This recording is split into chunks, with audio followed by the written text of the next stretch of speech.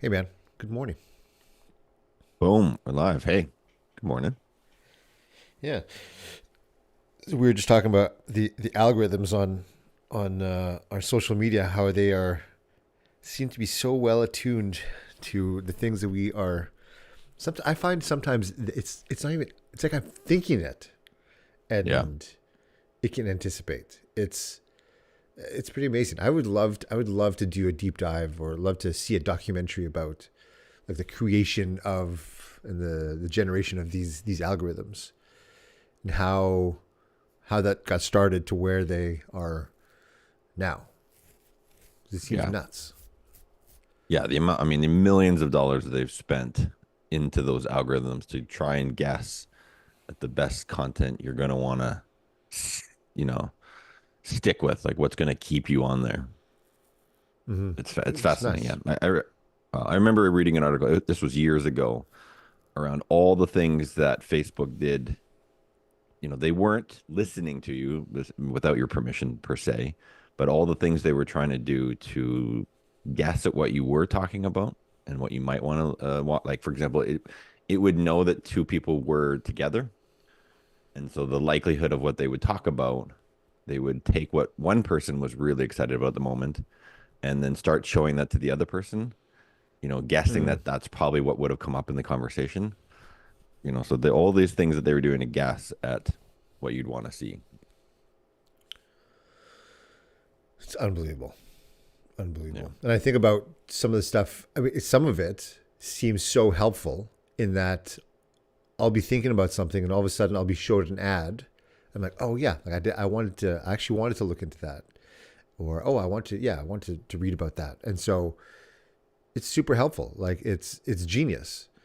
Yeah. And on the other side of that, it's a little freaky. It's a little trippy about yeah. Like, am I being steered in a certain direction? And I worry most, not just for me, but for our kids. Like because I think about I read something yesterday. There was somebody had made a comment about AI, and they're like, just remember, we're in like the Atari phase of AI right now. Like remember Good Atari? analogy. I remember when I was a kid buying this. It wasn't even. I think it's called Pong. Do you remember Pong? I think Oh that's what yeah, it's yeah, called. little paddles. Yeah, Yeah, or there was we they're had this. called. There was like a. It was like a yeah. There's little Yeah, things you yeah. turn back and forth, I and the think they thing were would go called up and down paddles. on this. Yeah, yeah. Yeah, okay. And I remember buying one of those at a garage sale, and my parents allowing us to bring it to the cottage, so my grandparents' cottage, and so we were only allowed to use it when we were there. And I remember when we were setting it up, thinking that this is the most incredible thing in the world. Right. And now I'm sure my kid could just speak to Siri or something like that, or speak to ChatGPT and have it create something way more intricate without anything else. Yeah. And I think of like all the stuff that's happening with the algorithms now, and I mean they've only been around for 15 years or so, not even. Mm. Hmm. And they are the rate of change and the rate of sophistication of these things is only growing exponentially. Yeah. It's incredible. Yeah. And What are your? I mean, go ahead. no, go ahead. Well, I was gonna say. I mean, I know your kids are probably just coming into this. What are your thoughts around just exposing them to some of this? I have I have mixed feelings about it. Because on one hand, like we were out the other day and we were in our front yard, and in the flower bed in the front yard, we saw this little grouping of mushrooms. Like these little mushrooms, like there's probably 20 little mushrooms all kind of clustered together. And I'd never seen that before. None of us had seen that before. And so my daughter's like, "Oh, what kind of mushrooms are those?" And I was like, "I have no idea." And had it been even 2 years ago, I'd have been, I have no idea, and will never know. But what I did is I just pointed my phone at it and opened it up ChatGPT, and I just asked it, "What are we looking at here?" And it explained everything to us about the mushrooms, about whether they're edible or not, whether where they come from, where you can see them the most, why they grow here, and so all of a sudden we had this little learning moment. I was like, oh, that was so cool. Like we were interested in something and we were able to in real time learn about it. That was unbelievable to me. And so I think, yeah, for things like that, I mean, the technology we have allows us to, yes, we get to offload, I guess, offload all of this stuff in our brains about wanting to learn things in the future or being curious about things and being able to satisfy those curiosities with much more immediacy, which I think partly is great. And then on the other hand, things become so easy that there's the potential that we lose that sense of imagination or that sense of creativity and that sense of working at something to find something. Like I remember having to look up stuff, like having to go to the library and look through old newspapers and stuff like that to get information about things. And like what they call it, microfiche, Yeah, right. whatever that was called. And there was something really satisfying about that, about like doing the work, about like digging deep, about being frustrated, not finding something, and then coming across something. And that seems to be lost, even with me now. Like I can look up anything. Oh, what was that? What was that song? Oh yeah, boop, got it. Yeah, what was that guy? What was that movie that was guy in? Boop, got it. Like we don't have to think about. We don't have to think anymore. So I don't know. So I wonder what that will look like for kids. Yet I also, on the other hand, I can think of when I was a kid, people were warning about the internet and that the internet was this evil thing that was going to take over the minds of our children. And for my parents, when they were kids, like TV was the same. TV was going to, bring the wrath of the devil to their children. Right. And yet it doesn't seem to have done that. So I think, is there something that I'm not seeing? Like, is there an evolution or something? Could be something being created that I am resisting out of fear of the unknown, or is it something that is legitimate? And Yeah. I go back and forth with that. So, what about you?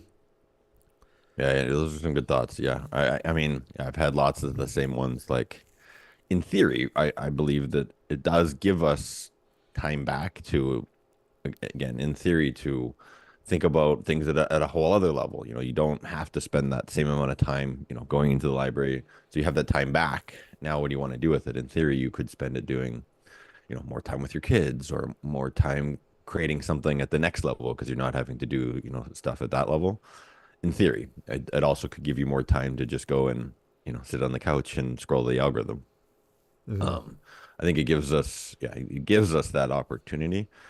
I mean, my big approach with the kids especially is just around, I don't think it's I mean, I think there's a lot of fear around addiction with the algorithms and what it can do to them. My big thing is, it's as a parent, to be able to empower my kids. It's not necessarily, hiding it from them.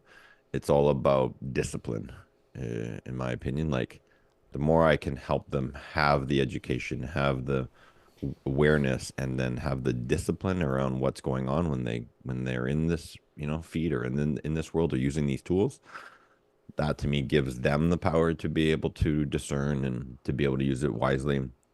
And whatever level they're at in terms of their amount of discipline, it's obviously going to be age dependent, but that's my big thing, is helping make sure they've got the discipline to be able to use these things, not Yeah. just trying to keep it away from them. And have you seen a change with your oldest one compared to your youngest one and compared to your middle one as to how that's been introduced and how that's been utilized? I'd say maybe, we've introduced the younger, like we held off a little longer with the eldest, maybe just a little bit, but I think it's been fairly consistent. Like I remember with our eldest, she got access to TikTok probably too early, and actually we could see like, and this is where I think it's really important for a parent to be present, experiment, notice what's going on with behavior. Like she became a little too um, stimulated, because of how much content there was on there. And in the early days, I do remember though how it's actually educational TikTok was. She would always come back with like, "Hey, I just learned this," and "Hey, what about this?" and "I heard about this hack," and I tried this new thing. So, anyways, there was some really good benefits, but I do think, yeah, you got to pay attention to stuff. You got to figure out what's age appropriate for your kids, and yeah, I think we lean more towards giving them a lot of freedom, but then making sure that we know that they're responsible with that, they're disciplined with that. Hmm. But yeah, we've been pretty consistent with all three of them. Do you find that there's been a change in maybe the attitude and the practices among their peers as well? I mean, granted, my kids are younger now, so my oldest Yeah. is only 8, so they're not at the point yet. Or my oldest is not at the point yet where she's even asking for a device or anything like that. Like we have a couple games that I have on my iPad that they play on for 20 to 30 minutes, maybe once a week, if that. And they'll sometimes watch YouTube Kids videos or some cartoon or something like that on my iPad when we're away or something like that. But other than that, their device use is super minimal. And I have seen, or I've read and heard and seen from various people that the like as they grow up, that they'll ask for a device, they'll want a device, and it's often not because they just want it, but it's because everybody else has one, and so they don't want to be the Hmm. one left behind. And I've read about there's a movement called I believe it's called Wait Until 8. Have you heard that before? Mm-mm. So I guess there's like a collective. Let's say they'll do it in a grade. All of the parents in the that are involved with the kids in that grade, they'll make a pact. They're like, okay, we're going to wait until they're in grade 8 until they can access whatever, have whatever device. And it seems, I believe some of the research that I read recently, or that I saw, or someone was talking about recently, was that if 1/3 of the kids don't have it, then it becomes like way, way, way easier. It becomes kind of a thing that it's okay that the kids don't have it. But if it's less than that, then it becomes a lot harder. And so, what's your experience been? Um, yeah, I haven't seen it. I've definitely heard that, right? If we're, if us as parents are always on our device, then this becomes just a learned thing that the kids are like, oh, this is just what you do when you're at home. You're on your device. That, I'm definitely mindful of that. I haven't seen that. The bigger thing is I haven't seen that with our younger ones in terms of like, oh, the older ones have one, I need one. More so it's around this whole boredom, like when they don't know how to be bored, it's such an easy escape. Hmm. And so that's been the biggest sort of dance, is helping them learn how to be bored and learn how to be Right. okay with just, oh my goodness, what am I going to do right now? I have nothing. I can't think of what to do right now. What am I going to do? And the allowing them to live in that space, just, as it starts to get more uncomfortable, it's incredible what ends up coming out of that space if they're allowed to endure. That to me is the bigger thing, is if they've got some things, like our youngest is big into Lego right now. If she's got that and realizing, oh yeah, I could create something with my Lego. If she's helped sometimes to know what she could do in that boredom, that's um gonna help with the temptation to go and find a device and get on it. Right. That's the bigger one Yeah. for me. I mean, the other one too Yeah. around AI is yeah, it is incredible. It's a great quote. I just said this to one of my kids yesterday. It's a classic quote from Spider-Man. With great power comes great responsibility. Mm-hmm. And it's the same thing I think with all this stuff. It's and also, so me it's education, discipline, and responsibility. Like if I've taught my kids very early on, like what's going on when they get on the device, like what these algorithms are doing to them, helping them become aware of how easy it is to get addicted. You know, making sure they're not going on it as a coping strategy to escape boredom, like helping them with all of that awareness. And yeah, sometimes they get stuck because they don't quite have the discipline yet. So it does require some intervention. It does require some boundaries. But that's where I go to, is to educate them. And same with AI now, is I don't want them to be afraid of it. I want them to know how to use it, you know, appropriately. And just as an example, one of our kids, apparently one of their assignments got lost, math assignment. And so they came to me and said, "Hey, Dad, what do you think if I just want to look at the answer key and redo it and hand it back in again because I've already done it." And they've been really good about doing their assignments. So I don't, you know, I'm taking this at face value. Um, but Mm-hmm. they but they said, "Oh, wait, there isn't for this particular assignment. There didn't happen to be an answer key. I've seen the answer key for a lot of the other ones." And they came back to me a little bit later and said, "Hey, Dad, look what I did. I took a picture of it, sent it into ChatGPT, and it spat out the answers for every single question." And I was like, Wow. "Okay, well, that was pretty resourceful." In the case that you legit, you know, they lost your homework assignment and you needed to just get this done, that was pretty resourceful. Now, of course, that could easily go the other way, where you could just feed all your homework in there and never do it. So again, that's where I Right. really think that teaching them about being responsible, what's really most important here, you know, and not just saying no, you can't ever use AI, is the way I'd like to approach things. Yeah. Right. Yeah, and I think it speaks a little bit to what we had talked about just off air a little bit about what we want to talk about. There's this idea I read the other day from the Daily Dad, the book by Ryan Holiday. He talks about, he has like a daily lesson for dads as it relates to being a dad, and the idea of, or is the concept of stoicism, or the philosophy of stoicism, and how we apply that to our life. And he the chapter is called, for the day, "A Child's Life Should Be Good, Not Easy." And he talks about that the job of the good parent is to make their child's life good, not easy.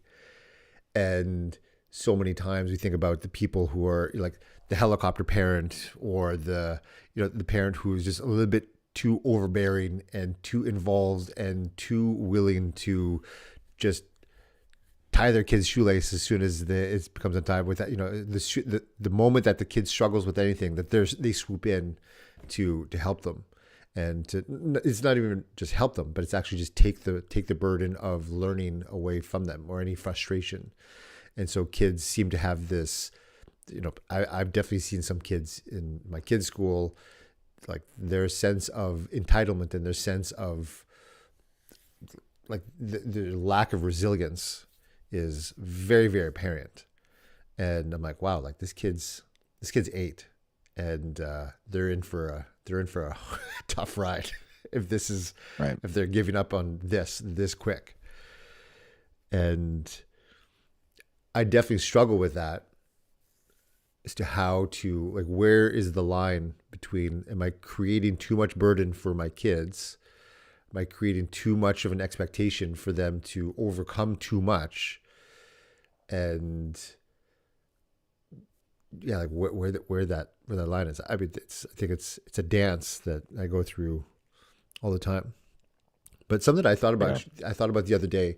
I was reflecting back because I was creating a talk for a thing that I'm speaking at, and I was remembering back when I was a kid. I was bullied for a little while by this kid who didn't even go to our school. Like, we walked home, walked to and from school, and I'd see this kid on my way home. And this kid was from another school, and he was much bigger than me. I don't know how much older than he was of me, but I believe, in grade 6 or grade 7. He's probably in at least grade 8, grade 9 potentially. And we would cross paths, and they would shove us into the fences and like hit us a little bit and just kind of rough us up. It never really hurt us a lot, but scared me a lot. And I remember one of the things that he said, like one day one of my friends stood up to him, and we kind of took a stand like as a collective, the three of us or four of us that were there. And the bully said, "Oh yeah, what are you gonna do about it?" And I remember my friend after that. I can't remember what he did, but that line that he said was, "Okay, yeah, what are you gonna do about it?" Really stuck with me, and it's something that I actually use for myself when I'm trying to motivate myself out of like a really either depressive situation or a situation where I feel really stuck. It's like, okay, so I'm confronted with a challenge. Okay, yeah, so what are you going to do about it? So it's like this idea that it's not, it's, so life is what's happening, but my life or what I make it mean and is my response to it is what's important. So this happened. Okay, big shit. What are you going to do about it? And I found myself starting to say that with my kids. So they're like, "Oh, I'm really bored," or "I can't do this." Okay, what are you going to do about it? So asking them that question leads to, okay, so what's next? What is the thing? How can I get out of this? And I find sometimes just that I find like that is allowing myself to help my kids, but not be the savior in that situation. Like not take their I guess their, I don't know what the word I'm looking for, like their resourcefulness away or their Yeah. sovereignty in learning away.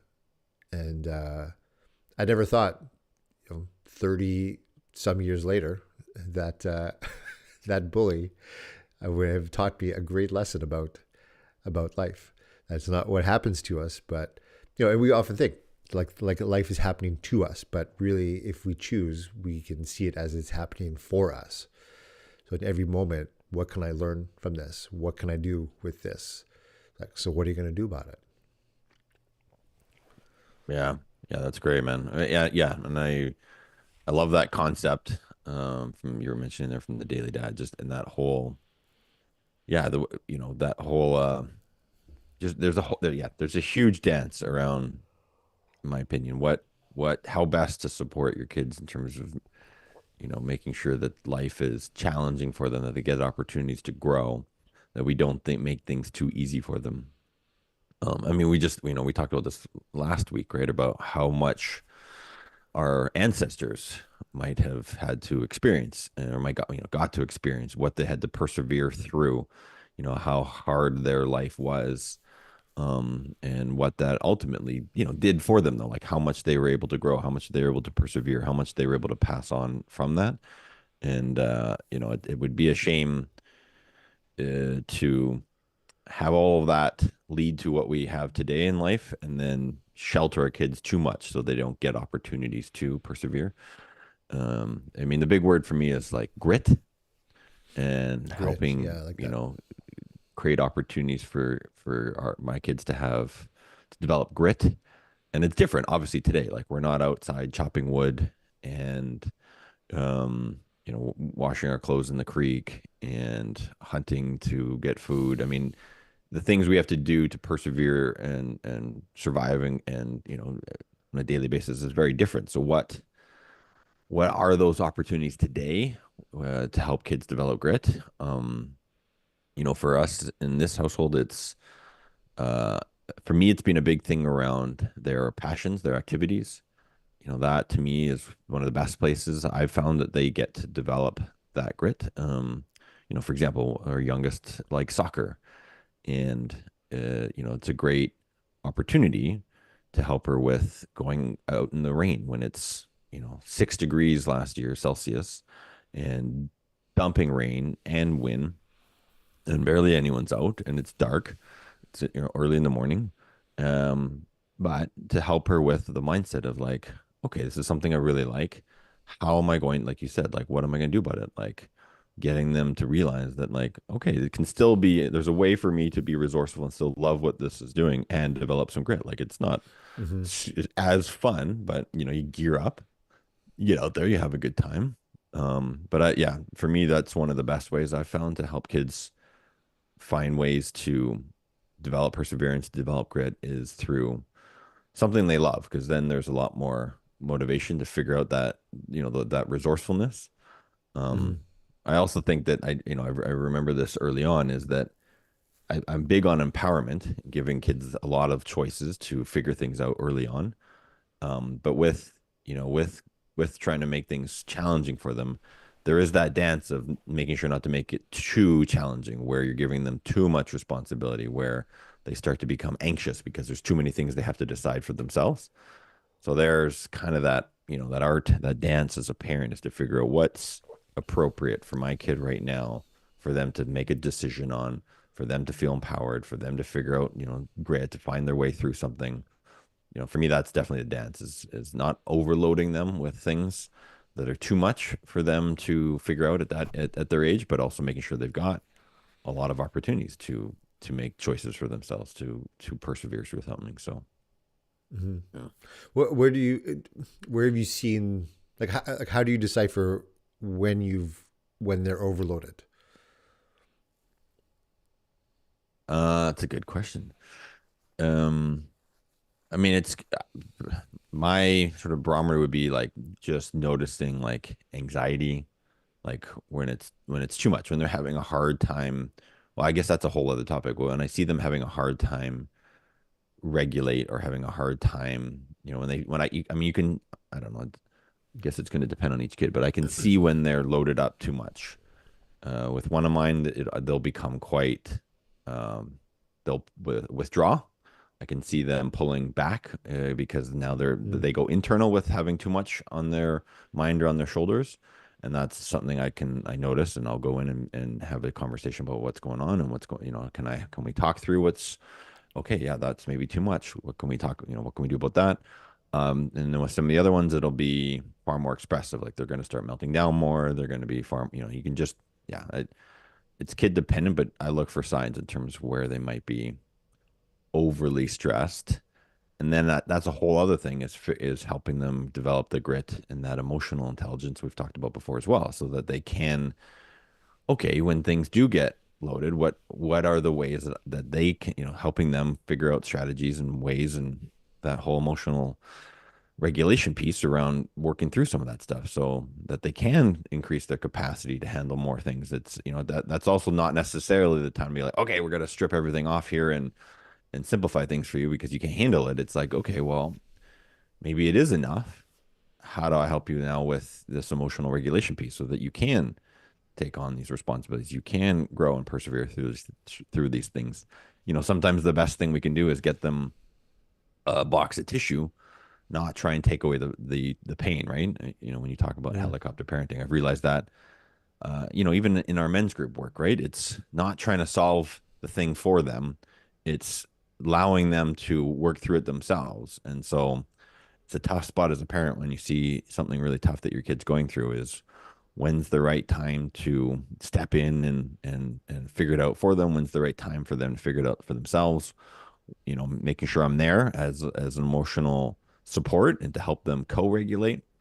I'm there. I'm not just tossing them the Kleenex box. I'm there with them, giving them a hug, and here's the tissue box. And is it just that they need to vent it out? Is that they actually want some help figuring it out themselves? Kind of ask them some questions so that they can come to the solution. I mean, yeah, it's not an easy role that we've signed up for as parents. Yeah. I always remember when I was 16, I got my license, my driver's license. It was a few days after my 16th birthday. I was the first one in my grade, first one among all my friends that got their driver's license, and I was so excited because I mean, still to this day, I love driving. I will always volunteer to be the designated driver anywhere or to drive on a road trip. I always love it. But I remember when I was 16, so I got my driver's license, and I was so excited to be able to help with the driving of our families. I've come from a family of four kids, and we're all within 5 years of each other.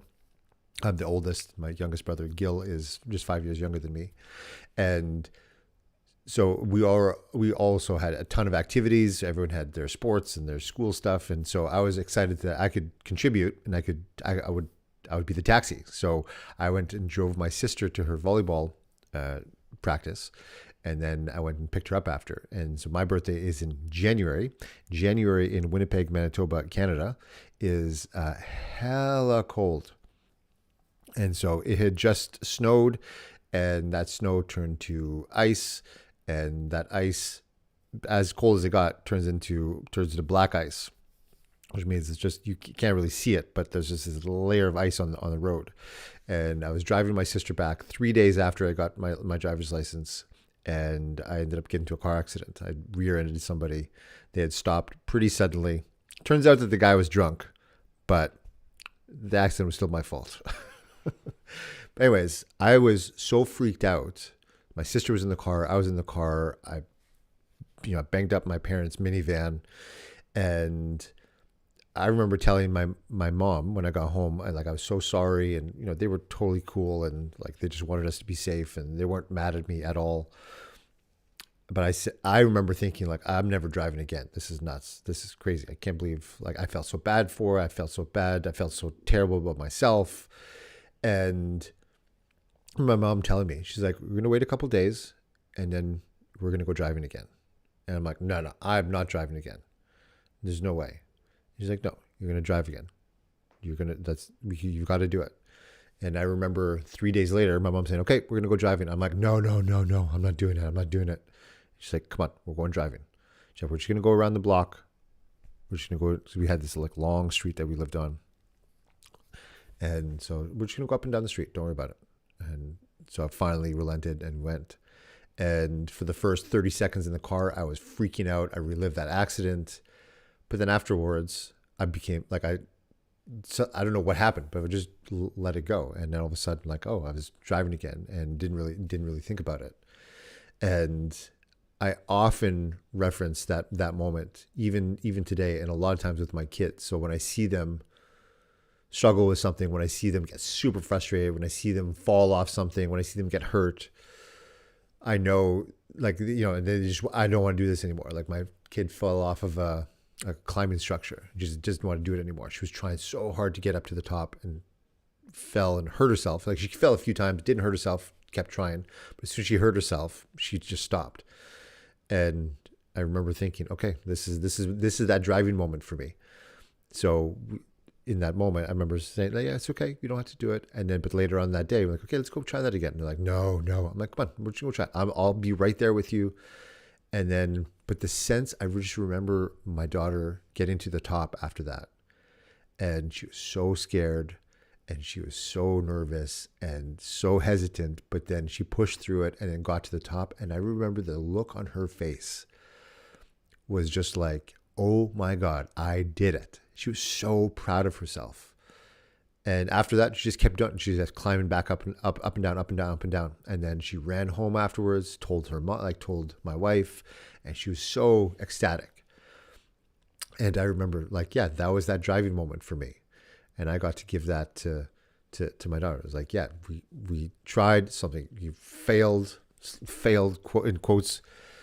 Something happened. You got hurt, but we didn't allow the fear to stop us from doing the thing that we really knew that we wanted to do.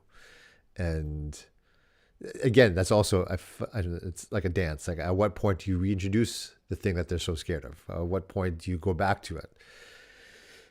And I don't know that I certainly don't have the answers, but there's an intuition, I think, that we gain as parents, which I think is pretty cool. Like they call it, like, dad reflexes.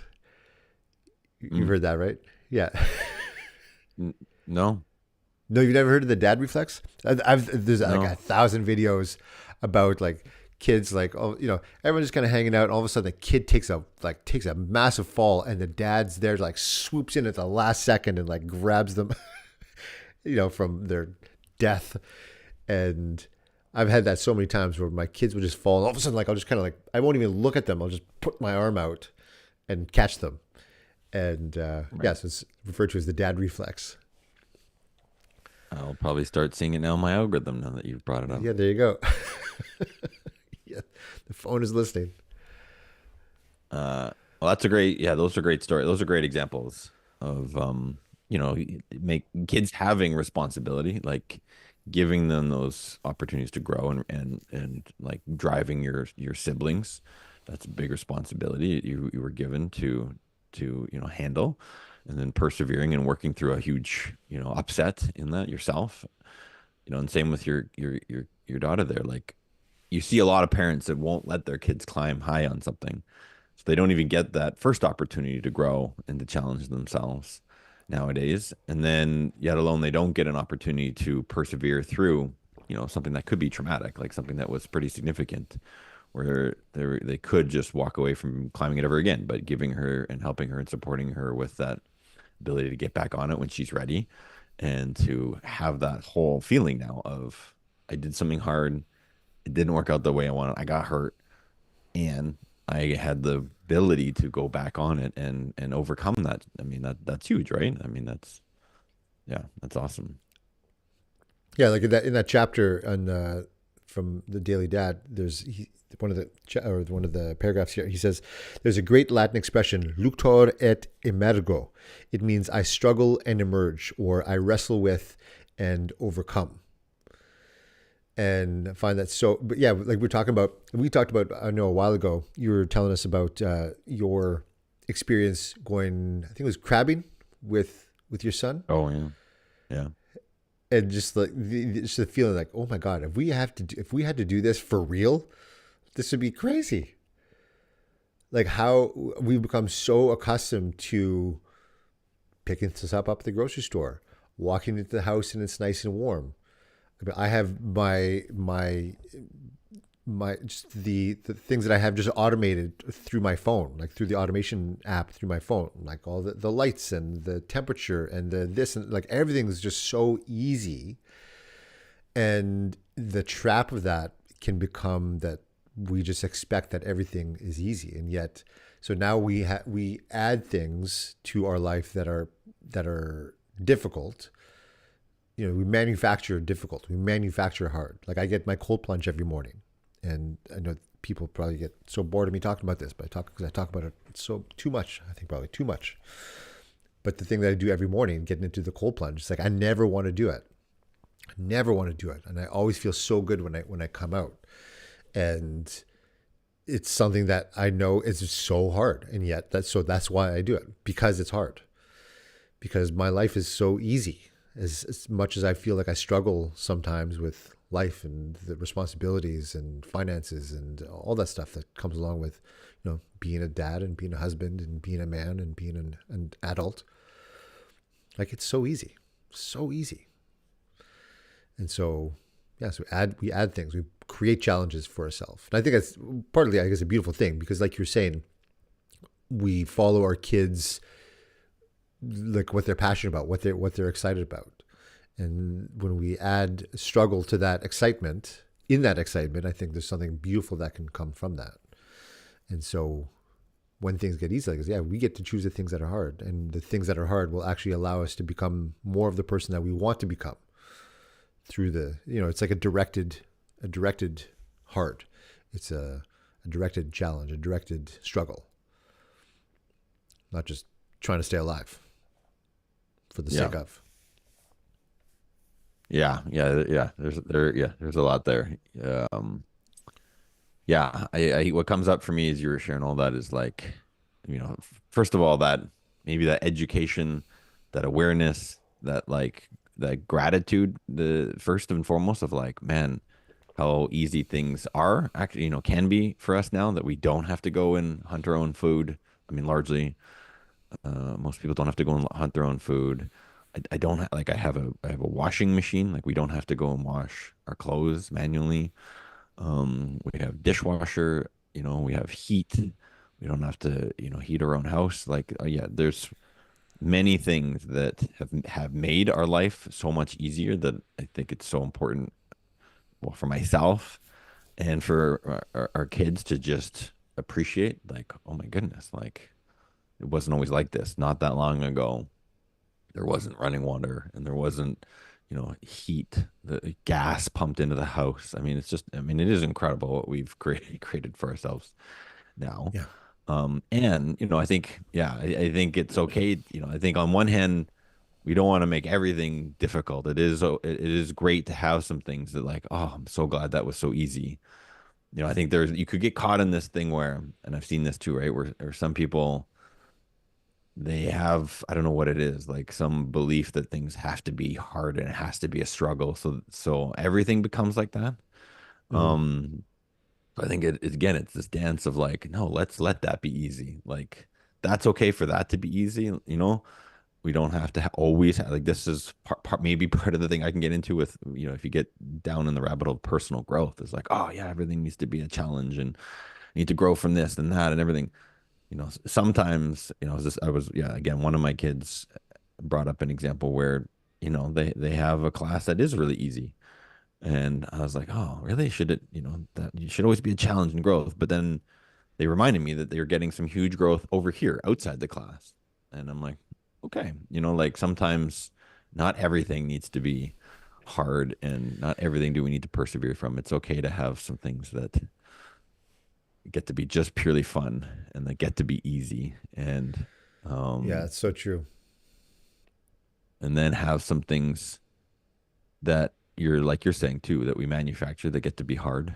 Um and I guess, yeah, I go back to, and I know it's the big thing about homeschooling is the whole concept, or at least my takeaway from talking to parents that have homeschooled, and we did this for 1 year, 1.5 year, was figure out what your kids are passionate about and then let them learn through that versus try and Mm-hmm. teach them stuff like math and science and all these other subjects.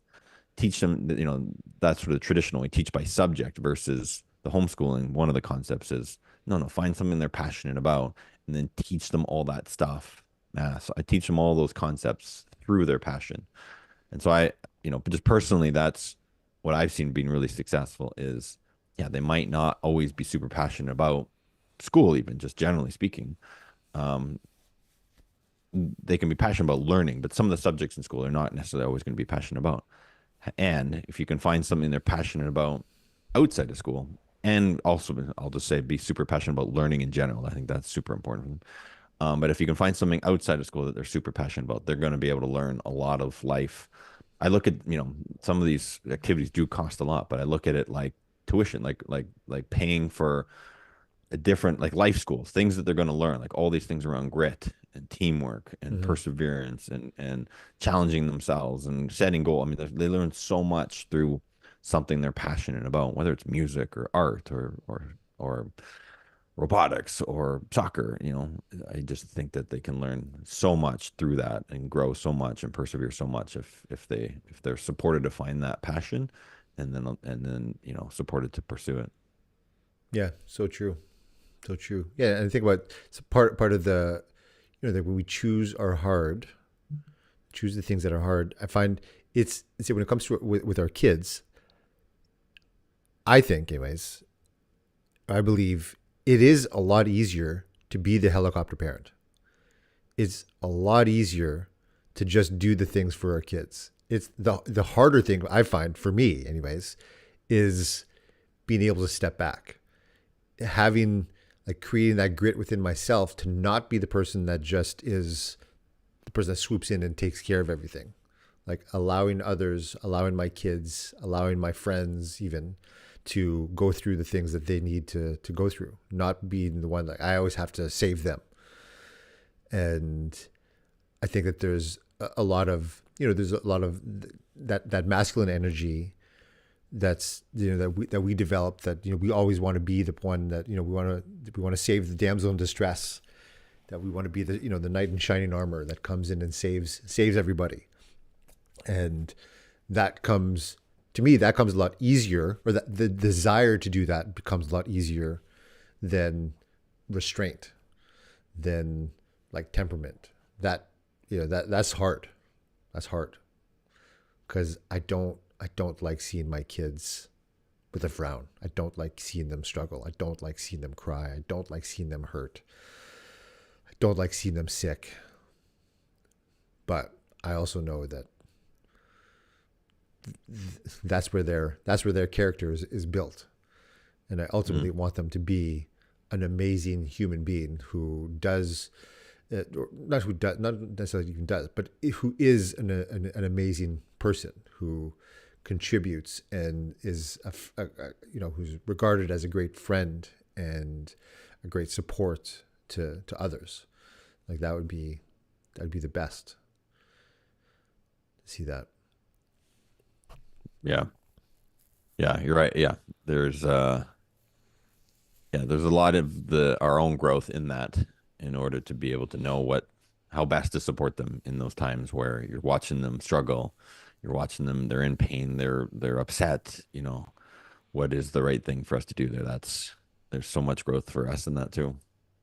Mm-hmm. I think about. I was having a conversation with a friend the other day about.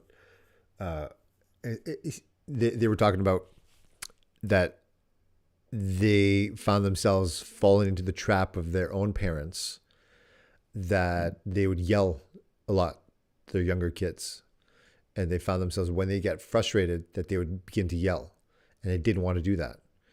And they had asked me like, "Hey, did your parents yell a lot when you were a kid?" And I'm like, I don't remember. I don't remember them yelling a bunch. I'm sure they did, but and then he's like, "Yeah, that means they probably didn't." He's like, "I remember." He's like, "I remember growing up, I was just yelled at all the time. I was hit all the time." And that left a mark, and something that they're actively trying to change. And I think about so much of that right now. Like, wow, like what do I do that is just so unconscious Mm. about the way that I parent because of just the way that I was parented. And I do remember my mom and my dad just allowing us to just learn things. Like you talked about the quote from Uncle whatever his name was in Spider-Man, that with great power Yeah. comes great Parker's uncle. responsibility. Yeah. Yeah. Yeah, that there is truth and consequence. That there's something that I'm going to do, and because of the thing that I'm going to do, there's a consequence to that, good or bad, and you're going to learn, and you have the ability to figure this out on your own. Like I was the first kid in my grade. I remember, as far as I can remember, anyways, that I had no curfew. I think I was 13 or 14 years old. All of a sudden, I had no curfew, and that did not absolve me of responsibilities the next day if I chose to stay out super late.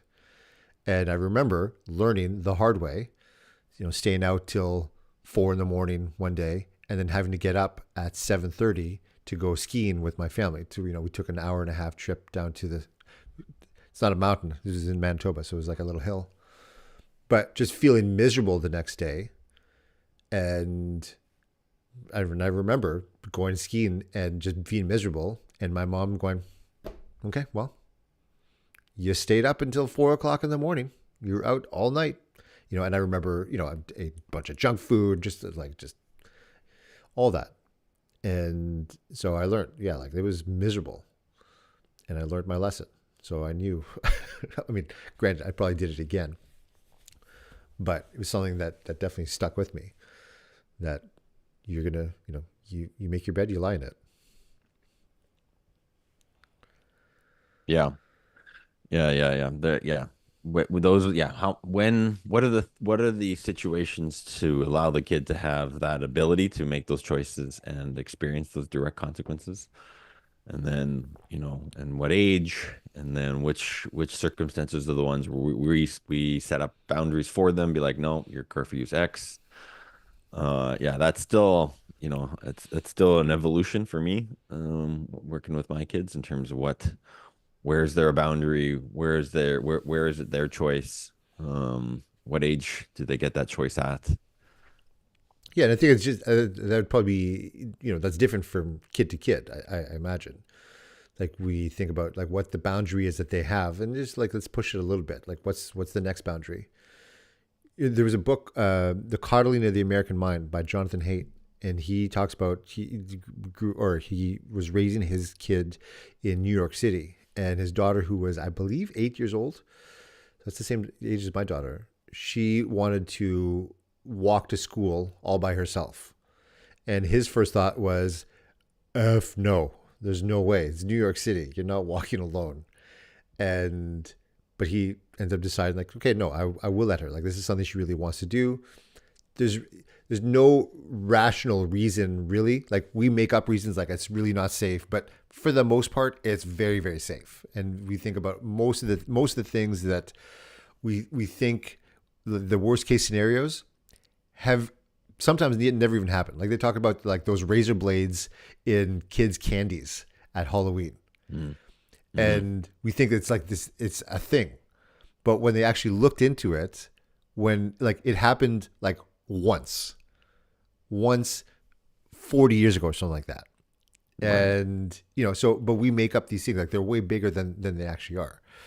So anyways, so he decides he's going to let his kid walk to school. So at first she leaves, she's like a half block away, and he sneaks out behind her, and so he follows her like from a half block, so she can't see him, but he follows her all the way to school, and realize like, and he could see the joy in her face.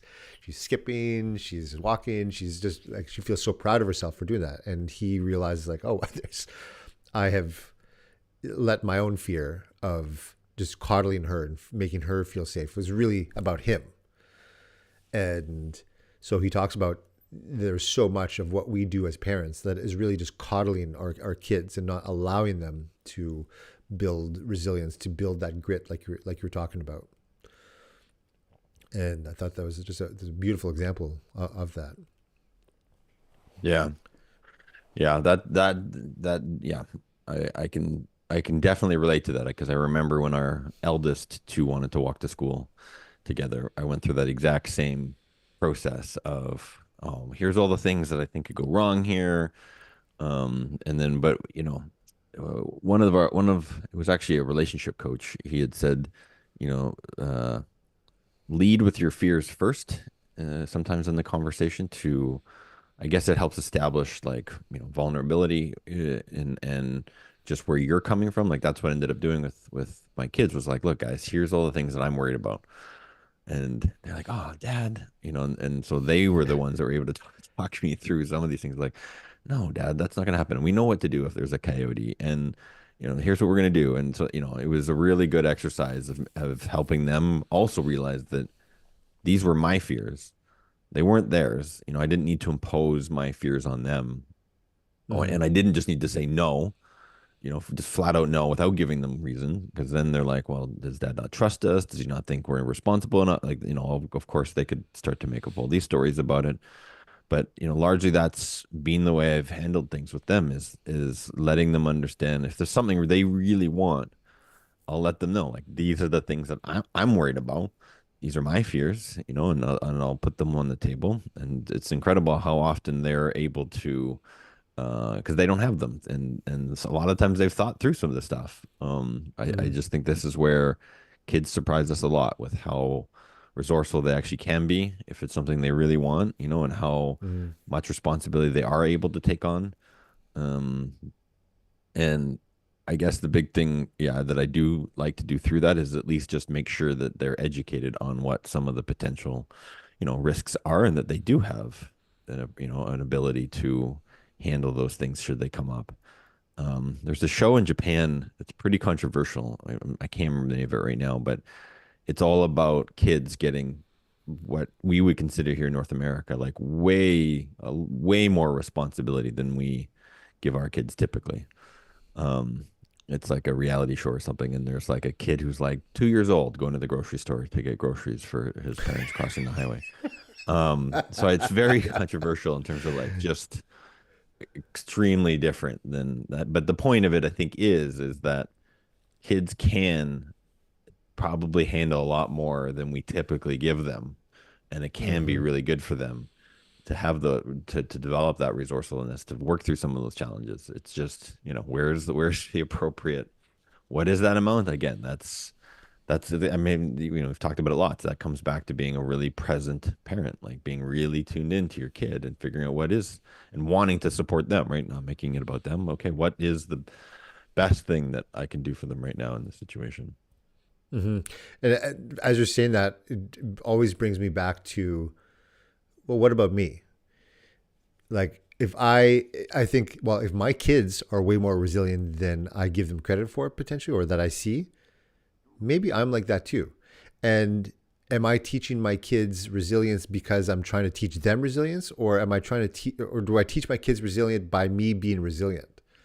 Do I teach my kid that they can do hard things because I do hard things, or am I just trying to pass that off? Am I trying to teach them by through theory as opposed to seeing them?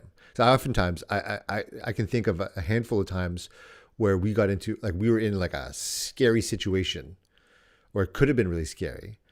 And rather than my kids just experiencing it for what it was, they just look up at me. And I can see them just looking up, like, so what? How am I reacting? So they're basing their learned reaction to how I'm reacting. So am I cool in the moment? Am I freaked out? Am I lose my shit? And that's what they're going to learn to do. And so I think about this. Yeah, like, do I have grit? Do I have resilience?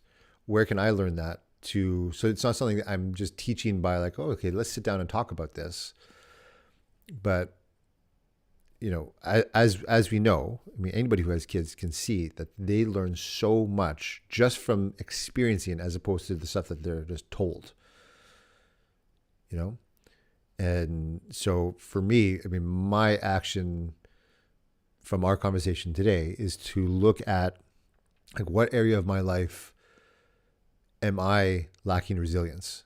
What area of my life am I lacking grit? Where can I develop more grit in the areas that I'm passionate about?